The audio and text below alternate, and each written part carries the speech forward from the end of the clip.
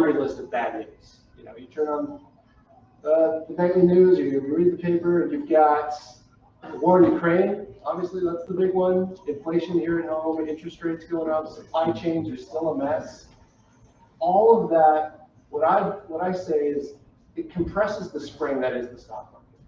So if you think of the stock market like a spring, all this bad news just kind of squishes it down.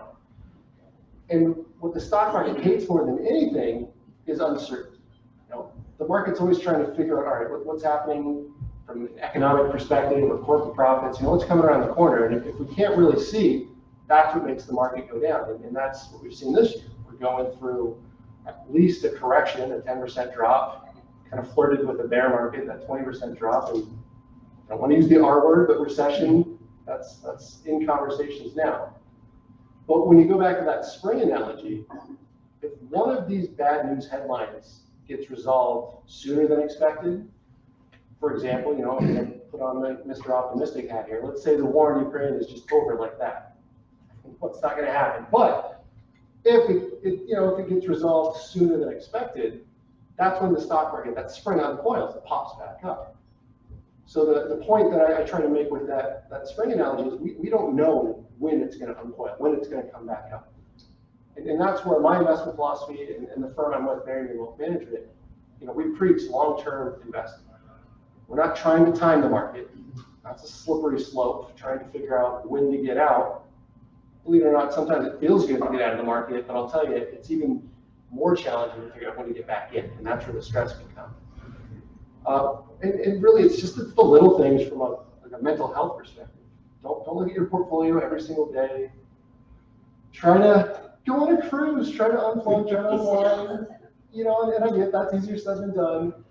But ultimately, what it all comes down to is if you have a plan, if you have at least some sort of map of the next few years, that's where you can find that peace of mind of not checking in as much as hopefully, you know, your instincts are telling you to. And, you know, failing to have a plan is just planning to fail in a lot of regards. So again, I'm a financial planner, so I really lean into that planning aspect of things to provide hopefully some idea of what's going to come.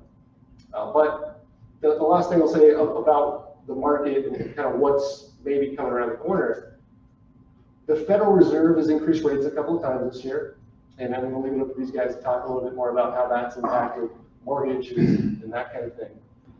But what they've already communicated is rates are going to go up probably a couple more times the rest of the year. That's been well communicated. And again, from an uncertainty standpoint, as long as the Federal Reserve does what they say they're going to do, that shouldn't shake up the market too much. And by early 2023, we should be in this relatively new or somewhat stable rate environment, and at least some of that dust is going to settle. So, you know, when we look at that laundry list of bad news, at least we can say, all right, well, we can circle a date on the calendar early next year is when we should get back to at least something that we're used to. Now, again, a wrench in the gears could be thrown at any time. You know, those kind of black swan events. Maybe the Federal Reserve does more than they communicated, or something like that. I don't know. But in terms of, you know, let's just at least plan for the next 6, 8, 12 months, that market volatility from a stock market perspective and the economy. We're not seeing smooth waters in the near future. But again, that's where when we look at planning it from a long-term perspective. But yeah, that's, you know, kind of just real high level of what's happening and maybe a little sneak peek of what's around the corner. But